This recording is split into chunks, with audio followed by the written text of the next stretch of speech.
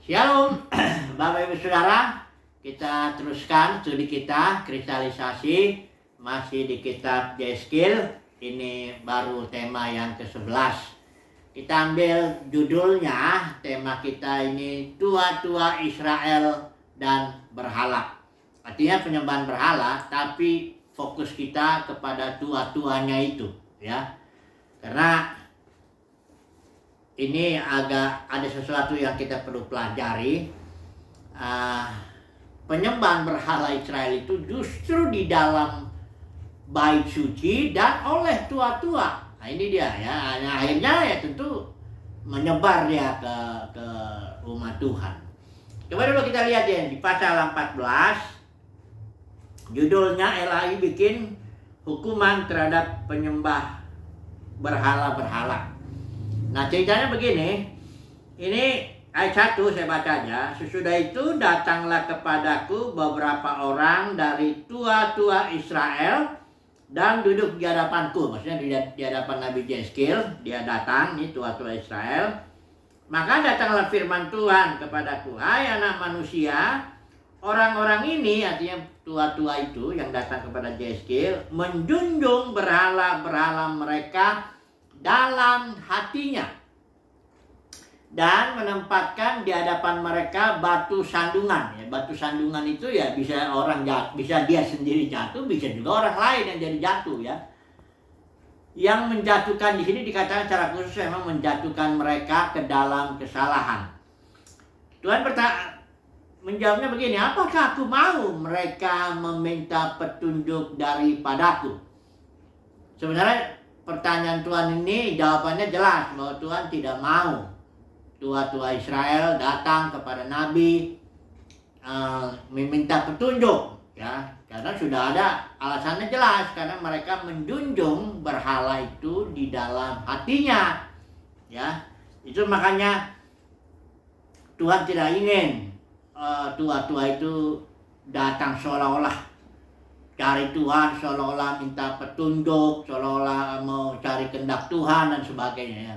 Karena Tuhan lihat hati orang kan, khususnya ini tua-tua ini masalahnya ya.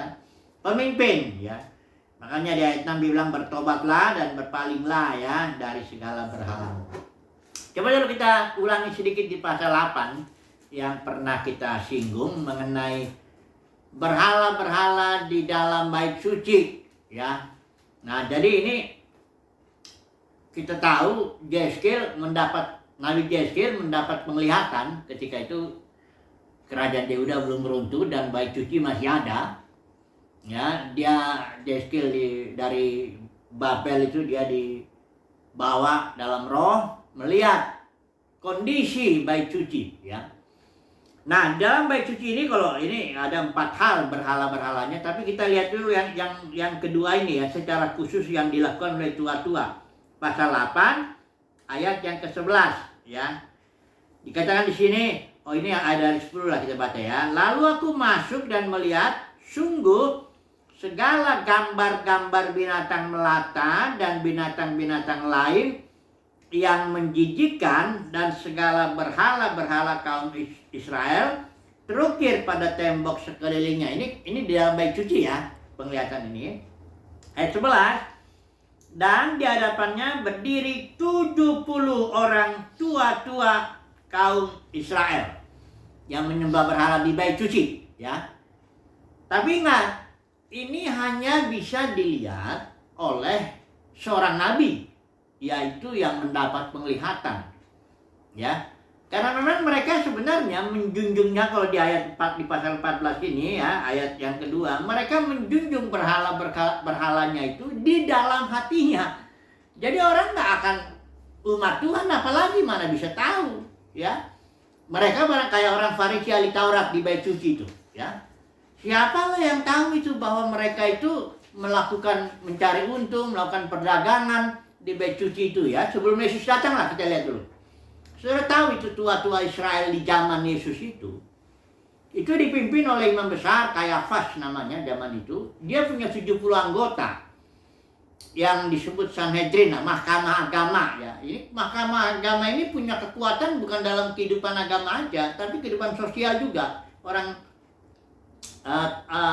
pemerintahan Roma memberi kekuasaan itu, ya, bisa menghukum orang juga, ya, kalau dianggap sesat lah atau melakukan pelanggaran begini begitu. Sehingga orang-orang mahkamah agama ini orang-orang yang terhormat. Di situ ada Gamaliel, seorang yang dihormati orang banyak. Ada di situ Yusuf Arimatea, seorang kaya yang memang udah jadi murid Yesus, tapi dia sembunyi-sembunyi juga karena dia malu, ya. Malu nanti dia hilang uang, hilang jabatan apa semua, harga dirinya lah, ya, sebagai seorang anggota majelis agama, mahkamah agama.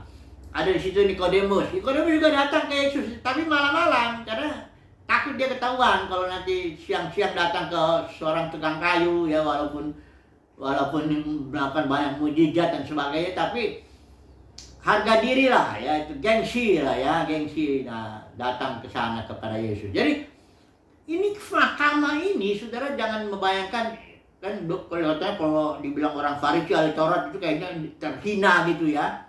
Iya, itu kalau karena Yesus dan Yohanes Pembaptis melihat mereka itu, dibilanglah orang Farisi ahli Taurat keturunan ular beludak, ya, bapamu iblis, malah Yesus bilang itu di Yohanes pasal 8. Tapi orang banyak nggak lihat. Orang banyak itu sangat menghormati ahli Taurat, orang Farisi. Ya, lagi pula kan mereka pemimpinnya, ya kan? Jadi tentu dia dihormati oleh orang banyak. Bahkan ketika waktu Yesus itu dihadapkan dengan Barabas itu, waktu Pilatus itu ngasih pilihan kepada orang banyak, mana nih yang harus kubebaskan? Yesus yang disebut Barabas ini perampok, atau Yesus yang disebut Kristus? Nah, udah gitu orang Farisi ahli Taurat itu menghasut orang banyak. Kita lihat di kitab Injil itu tertulis itu. Orang Farisi dan ahli Taurat menghasut orang banyak sedemikian sehingga orang banyak berteriak mintanya Barabas dibebaskan, Yesus disalibkan. Saudara bayangkanlah itu, bagaimana pengaruh daripada ahli Taurat dan orang Farisi terhadap orang banyak itu, ya. Saya yakin di antara orang banyak yang teriak-teriak salibkan Yesus itu, pasti ada banyak juga yang sudah disembuhkan Yesus, yang sudah merasakan mujizat Yesus, sudah makan 5 roti 2 ikan itu, saya yakin ada di situ. Tapi oleh hasutan, bujukan, ya, ahli Taurat dan orang Farisi, mereka bisa gitu, lebih baguslah kita milih itu perampok, ya, Barabas itu daripada milih Yesus. Coba bayangkan juga, ya. Jadi pengaruh daripada tua-tua ini, ya, terhadap orang banyak itu sangat kuat. Nah, kalau tua-tuanya ini sudah nyembah berhala walaupun itu di dalam hatinya, ya bagaimanalah ini kondisinya orang banyak ini, ya. Karena umat itu ya seperti domba lah, ya. Kalau Yesus kalau gembala dengan domba. Domba itu sudah tahu kenapa nggak umat Tuhan dianalogikan dengan hewan yang namanya domba, ya. Domba ini ada 2 cirinya. Yang pertama, dia tuh domba tidak mempunyai alat untuk mempertahankan diri. Kalau dia diserang oleh serigala itu dia nggak bisa buat apa-apa, domba itu, ya. Ini satu. Yang kedua, domba itu termasuk binatang yang bodoh, ya. Bodoh dalam arti, kalaupun dia datang berjalan ngegerombol, itu dia bisa sesat juga, ya. Makanya gembala itu dia punya ada tongkat, ya. Tongkat itu, kalau tongkat tuh begini ujungnya, panjang dia. Itu apa maksudnya? Untuk mengapakan domba yang sesat itu, tarik begini. Udah gitu ada juga yang namanya gada. Kalau dalam Mazmur 23 itu bilang gadamu dan tongkatmu. Gada itu apa? Gada itu ini yang pendek, tapi alat pukul itu, ya. Ini alat pukul ini dipakai gembala kalau itu si dombanya berkali-kali dia sesat, akhirnya dipukul, bahkan barangkali kakinya sampai patah, supaya nanti digendong, udah jangan sesat gitu. Jadi umat Tuhan diumpamakan seperti domba itu karena dia gampang disesatkan. Ini dia. Apalagi kalau para pemimpinnya yang melakukan itu, ya. Umat Tuhan itu sangat mudah dibawa untuk menyembah berhala, konteksnya di sini, ya. sangat mudah sekali. Karena para pemimpinnya, makanya, nah sekarang coba dulu kita masuk dulu ke dalam gereja ya. Ini kerajaan Yehuda kan yang sedang kita bicarakan ini, tua-tua Yehuda ya. Yang akhirnya kerajaan Yehuda kita tahu runtuhnya akibat penyembahan berhala. Tentu ada lagi penindasan ya, ketidakadilan, ada banyak dosa-dosa lain. Tapi yang utama itu penyembahan berhala. Nah sekarang kerajaan Yehuda ini kan ini sebenarnya simbol atau analoginya ya gereja sekarang ini, kerajaan Kristus, kerajaan sorga yang termanifestasi di bumi ya. Nah bagaimana gereja ini ya? Apakah gereja ini juga para pemimpinnya menyembunyikan dalam hatinya, atau tua-tuanya ini menyembunyikan berhala dalam hatinya? Mari kita lihat firman Tuhan aja lah ya. Karena kalau nanti kita bilang si Anu punya berhala, jangan nanti bilang, jangan menghakimi. Dan kekristenan itu paling populer itu, jangan menghakimi. Jadi artinya orang yang bikin dosa ya, pemimpin-pemimpin yang sembunyi-sembunyi ada udang di balik batu, melayani cari keuntungan, ya khotbah-khotbah cari duit, udah namanya nggak boleh ditegur, ya. Padahal kita bilang, Paulus bilang, nyatakan apa yang salah, tegurlah, nasihatilah, karena nanti ada saatnya orang nggak bisa lagi denger itu, nggak bisa denger nasihat, nggak bisa. Mereka akan kumpulin aja lah yang mana guru-guru yang mereka senang telinganya, ya, untuk memuaskan hawa nafsunya, ya. Dan saya yakin barangkali sekarang ini sudah mendekati kedatangan Kristus ya, makin sesuai dengan nubuat Paulus dalam 2 Timotius 3 itu ya, semakin akan sulit orang untuk mencari Tuhan yang tulus, yang polos mengikut Tuhan. Itu sangat itu barang langka itu ya, mencari Tuhan artinya melayani nggak cari untung gitu loh. Itu barang langka. Coba lihat dulu. Gereja kita tahu sudah pecah menjadi ribuan denominasi dalam kekristenan. Ini ada awalnya, ada problem awal. Itu tertulis dalam Kisah Para Rasul 20. Siapa dulu yang diserang di situ? Kalau saudara baca ya Kisah Para Rasul 20, kita nggak usah baca lah, karena sudah sering itu saya juga mengingatkan itu. Kisah Para Rasul 20 ayat 28 sampai 30 itu. Secara khusus dikatakan di situ Paulus itu bicara sama para tua-tua Efesus itu. Pernah tua di Efesus, tapi bicaranya di Miletus. Waktu Paulus mau jalan dia ke Asia, mau pulang ke Asia. Paulus bilang, aku tahu setelah aku pergi, ya, akan ada serigala ganas menyerang kalian, para tua-tua. Para tua, ya. Akan menyerang kalian dan membuat kalian tuh melakukan 2 hal. Pertama, ajaran palsu kalian bikin. Nanti akan saya singgung ajaran palsunya, khususnya ajaran Biliam dan ajaran Ijabel ya, yang membuat umat Tuhan menyembah berhala ini soalnya. Ini 2 ajaran ini. Jadi dengan ajaran palsu kalian tarik murid-murid kepada diri kalian sendiri. Disitulah awalnya benih-benih perpecahan itu, sehingga gereja dicabik-cabik. Sebagian mengikuti pemimpin ini, sebagian mengikuti pemimpin itu. Itulah dia. Kalau sekarang diperkirakan 40.000 kurang lebih, bahkan selalu bertambah ya denominasi itu, pecahan-pecahan gereja. Gereja sudah tidak ada lagi. Kalau saudara lihat gelas itu, kalau ada pecah kan yang ada tuh puing-puing, bukan gelasnya itu. Itu puing-puing bukan gelas itu pecahan ya. Tapi Tuhan memang punya para pemenang di setiap zaman. Nah, itu. Tapi kita nggak bicara dulu soal para pemenangnya ini. Kita bicara dulu, fokus dulu lah para tua-tua ini ya, yang di dalam perjanjian baru ya. Kalau kita lihat, kita masuk ke Wahyu pasal 2 pasal 3, itu sudah ada 3 ajaran palsu. Tadi kita lihat ya, tua-tua yang diserang oleh serigala ganas itu dia akan melakukan 2 hal. Pertama, dia akan melakukan ajaran palsu. Tujuannya narik murid-murid kepada dirinya. Bukan narik hanya murid-murid aja, tapi juga narik duitnya. Ada beberapa pemimpin yang dengan bangga mengatakan, dalam pelayanan saya bisa tarik uang ratusan miliar. Ada yang sampai triliun. Bayangkan saudaraku, ya, 4,7 triliun. Apa karena masuk pengadilan akhirnya bapak dengan anak itu. Di Indonesia itu, saya kira semuanya tahu karena udah disebar di internet juga. Jadi itu tidak begitu pemimpin itu fungsinya. Efesus pasal 4 jelas bilang, Tuhanlah yang memberikan pemimpin, rasul, nabi, penginjil, pembawa, pengajar. Untuk apa?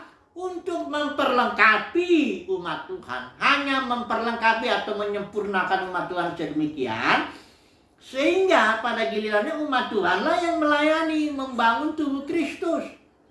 Tapi kalau para pemimpin ini narik murid kepada dirinya, bangun kerajaan sendiri, tarik duitnya, bangun gedung sendiri, akhirnya dia. Itulah dia yang dibilang denominasi, itulah para pemimpin yang diserang oleh serigala ganas. Ya. Nah, masalahnya ternyata kalau kita lihat lagi, kita baca dulu, kita dua ajaran palsu yang ternyata menyeret istilahnya ya, menyebabkan umat Tuhan menyembah berhala. Ya, kita baca ya nanti dua ajaran, Ijabel dan Bileam. Nanti sekaligus kita bahas dulu ini. Kita tahu dulu ya, Wahyu itu kitab dengan bahasa simbol ya. Kalau Wahyu pasal 1 itu malaikat menyampaikannya dengan menyampaikan kepada Rasul Yohanes ya, itu dengan bahasa simbol. Karena itu ada istilah menyatakan tuh semaino, istilah Yunani itu dari akar kata sema yang artinya simbol, tanda. Jadi kalau dibilang ajaran Jebel itu simbol ya. Nanti kita lihat Jebel itu siapa. Atau dibilang ajaran Bileam itu siapa? Itu manusia-manusia sejarah itu. Memang ada orang yang namanya Bileam. Ada juga orang yang namanya Jebel, istrinya Ahab itu di Jebel ya. Coba kita lihat dulu di sini. Ya, di Wahyu pasal kedua ya. Untuk gereja di Pergamus dulu. Di sini ajaran Bileam itu ada, disinggung di sini. Ayat 14 saya baca ya.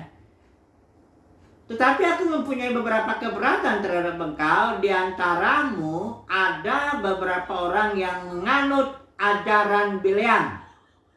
Ajaran ini memberi nasihat kepada Balak untuk menyesatkan orang Israel supaya mereka makan persembahan berhala.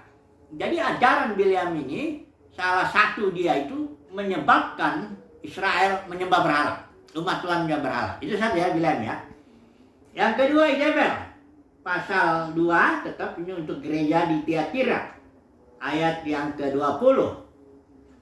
Tetapi aku mencela engkau karena engkau membiarkan wanita Ijabel yang menyebut dirinya nabiah mengajar, nah ini dia ya, dan menyesatkan hamba-hambaku atau umat Tuhan lah, supaya berbuat zina dan makan persembahan berhala. Kembali di sini disinggung soal berhala ini.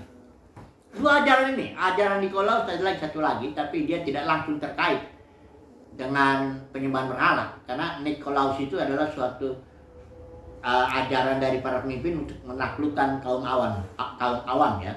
Niko itu artinya menaklukkan, Laos itu ini istilah Latin ya, Laos itu laity, dari situ bahasa Inggrisnya dia kaum awam. Jadi menaklukkan kaum awam. Jadi ini si pemimpin mengasa aku ini orang yang diurapi Tuhan, aku ini biji mata Tuhan ya, dan sebagainya ya. Itu tidak langsung menyembah, tidak langsung menyeret umat Tuhan kepada penyembahan berhala. Tapi dua ajaran ini, Bileam dan Ijabel, ini langsung ini. Ya. Kita lihat dulu Bileam lah ya. Ini di sini ajaran Bileam itu, Bileam itu adalah manusia sejarah. Itu ada seorang nabi ya di zaman itu, waktu itu dia nabi, bukan orang Israel, dia nabi, tapi dia diakui nabi karena dia bisa tenung-tenung gitu, bisa mendapat wangsit gitu. Dan yang dikatakan benar, kalau dia mengutuk orang ya orang itu terkutuk, kalau dia berkati. Nah ini si Balak, ada raja ini minta Bileam supaya mengutukin Israel. Tapi Bileam ini seorang nabi, dia harus ada upah, duit lah ya. Pertama datanglah grupnya Balak ini ya, datang pembesar-pembesarnya, kasih dengan upahnya segini ya. Bileam tanya sama Tuhan ya. Tuhan bilang jangan pergi kamu, itu bangsa udah diberkati Israel itu ya, jangan kau kutuk. Nah udah gitu si Bileam bilang ya udah, Tuhan gak izinkan, silang pulang. Nah tapi si Balak ini nggak kecewa, dia tambah lagi upahnya, dia tambah lagi orang-orangnya yang mengutus yang itu lebih terhormat. Datang lagi sama si Bileam. Ya, namanya Bileam orang, emang dia di dalam batinnya ya memang dia melayani itu untuk upah. Dia memang cari duit dengan pelayanannya itu, ya. Makanya ketika datang upahnya lebih tinggi, ya kalau zaman sekarang tuh kalau khotbah di sini udah tahu kita itu dengan khotbah di sini. Kira-kira amplopnya berapa? Nah ini itu Bileam itu kalau udah merasuk dalam hati kita, bisa kita bilang tuh, oh yang di sini kita bilang sibuk karena padahal kita tahu di situ karena susah di situ ya. Amplopnya tipis ya. Kalau di sini selalu ada waktu kita. Nah ini Bileam itu, hati Bileam itulah yang ajaran yang seperti ini, melayani demi upah ya, mencari keuntungan dari pelayanan. Ini para pemimpin dengan khotbahnya dia bisa itu membuat umat Tuhan ya akhirnya rupanya ya fokusnya ya kepada upah, kepada uang ya. Makanya ada orang bilang khotbah UUD, khotbah Bileam, baik persepuluhan, baik buah sulung, baik janji iman, macam-macam itu khotbah, ujung-ujungnya duit ya. Pokoknya kalau pelayanan juga gerakan pelayanannya ketahuan itu gerakannya karena duit ya. Mana ada fasilitas, di mana kalau di sana ada uang, saya tergerak melayani di sana. Kalau yang di daerah sempit sengsara saya nggak terpanggil ya Tuhan di situ. Nah, jadi gerakan itu sudah sebenarnya dia nggak melayani Tuhan lagi. Dia sudah menyembah berhala yang namanya Makmon lah, kita bilang begitulah ya. Ajaran Bileam ini ya. Jadi uang lah ya. Itu nggak bisa disangkal. Dan kekristenan malah ada ajaran yang terang-terangan itu, namanya teologi sukses atau prosperity teaching. Ini ajaran ini nggak didominasi hanya orang karismatik atau karismatik aja, enggak, udah menyebar ke semua juga aliran ya. Sehingga orang kalau di dalamnya kekristenan, kalau ditanya pendeta besar, itu pasti yang besar tuh uangnya ya, fasilitasnya, gedungnya atau apanya semuanya, pokoknya yang sifatnya tuh mamon lah, kekayaan dan harta begitu ya. Karena sudah merajalela ajaran Bileam ini ya, dan itu penyembahan berhala, menyeret umat Tuhan kepada penyembahan berhala dari tua-tua dulu mulainya ini ya. Namanya juga ajarannya tentu para pengajar, para pemimpin yang khotbah, yang ngomong-ngomong itu ya. Bileam. Yang kedua satu lagi Ijabel ini yang secara khusus ya. Dia ini memang seorang yang dia orang Sidon, Raja Sidon, dia yang kawin sama si Ahab, Raja Israel yang jahat ini. Ijabel ini yang satu hal, dia dalam kasus kebun anggur Nabot memang dia merampas otoritas suaminya ya.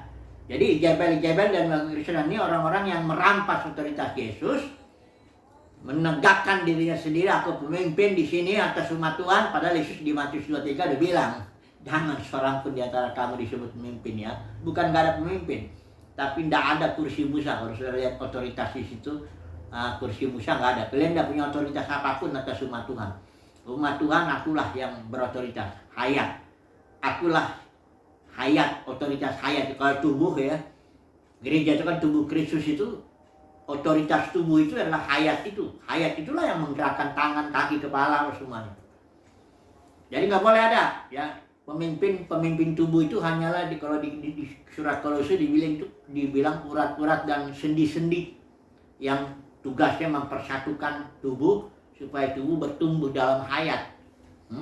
Tapi kalau denominasi, itu ada jebel-jebelnya di situ yang memimpin. Ini gereja saya ini, ya, memang dia bisa pecat orang, bahkan dia bisa pecat wakilnya. Barangkali semua fasilitas gedungnya juga milik dia apa semua. Nah, ini Jebel yang melakukan perampasan otoritas. Ini karena dia mau nggak mau, dia sudah kejebak dalam posisi saya dalam di sini pelayanan. Dia besar kemungkinan, bukan sangat besar kemungkinan, dia akan mengajarkan ajaran Bileam. Ya, dia akan tarik uang. Karena di mana ada organisasi yang nggak tarik uang? Ya, dari mana? Kenapa? Ya, karena dia sudah dalam posisi, saya butuh gedung, saya butuh pengerja, saya butuh ini apa semuanya, sehingga ya mau nggak mau tarik uang, dan itu sudah dibenarkan. Ya sudah dibenarkan. Nah, dikutip-kutip lah perjanjian lama, suku Lewi dapat uang gini-gini, padahal nggak ada hubungannya itu. Itu kan perjanjian antara Israel dengan Yahweh diperantarai Musa. Di sini kan perjanjian antara El-Elyon diperantarai Yesus untuk umat pilihan Tuhan. Nggak ada hubungannya. Tapi ya dicari-cari lah.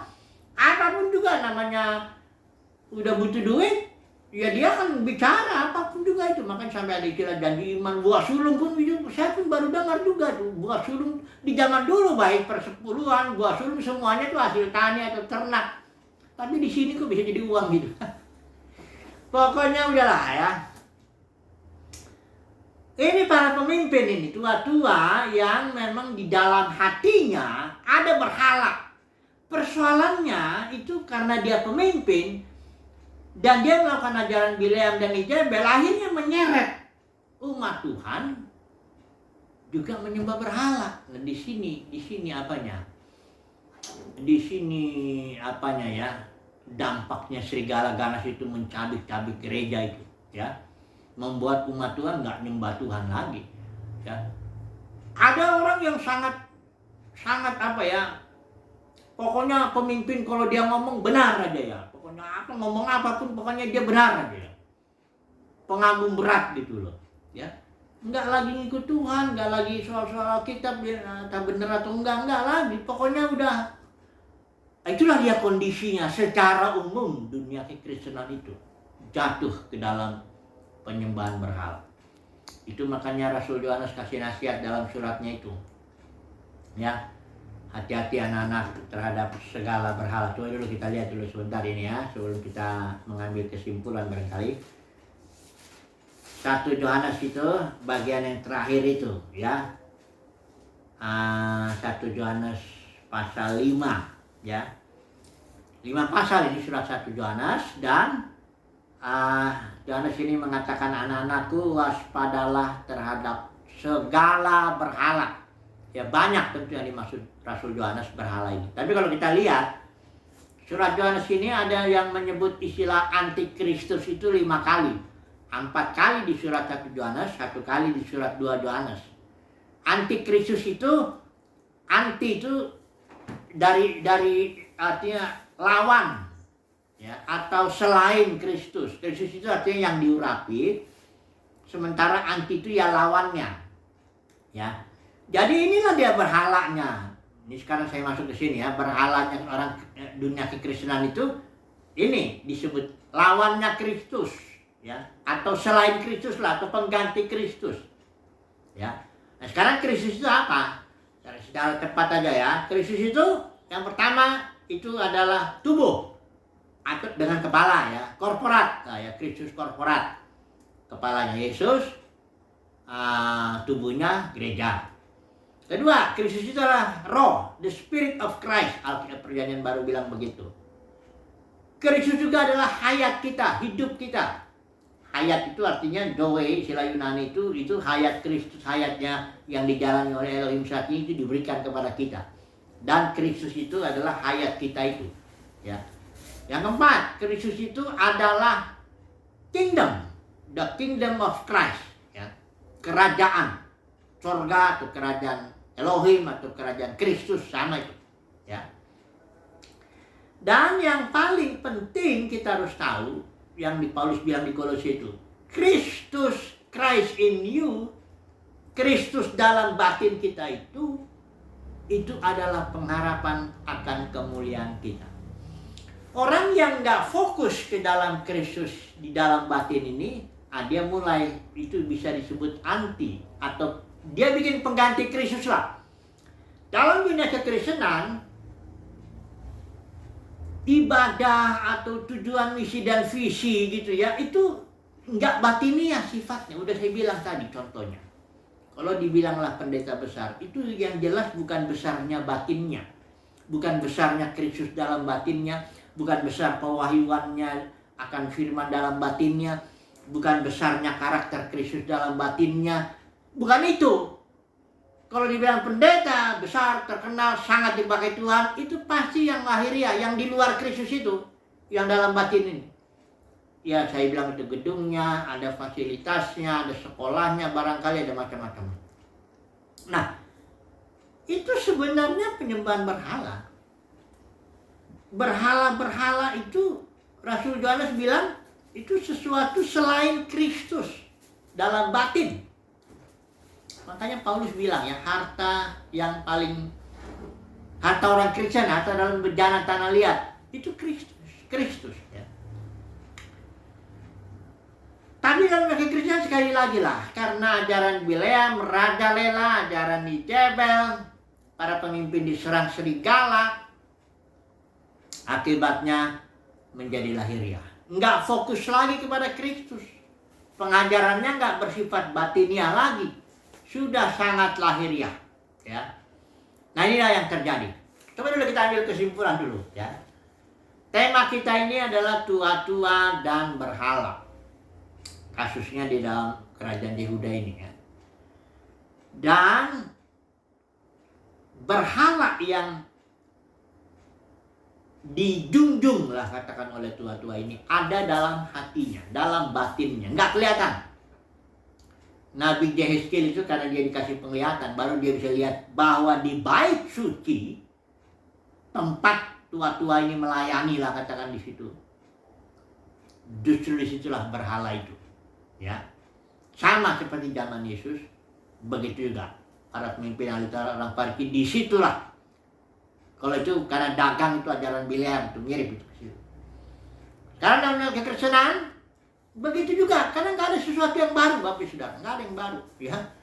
Hanya bentuknya aja beda, tapi sebenarnya sama aja prinsipnya, ya.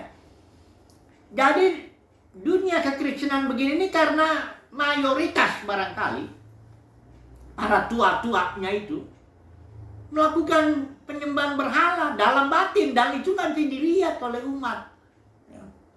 Tapi menyeret umat Tuhan ke dalam penyembahan berhala.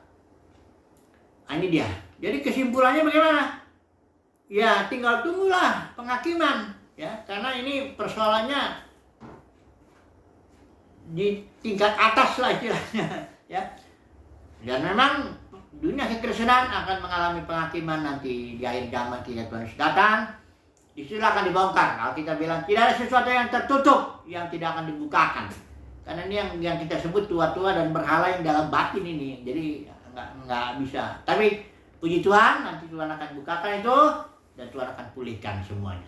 Haleluya.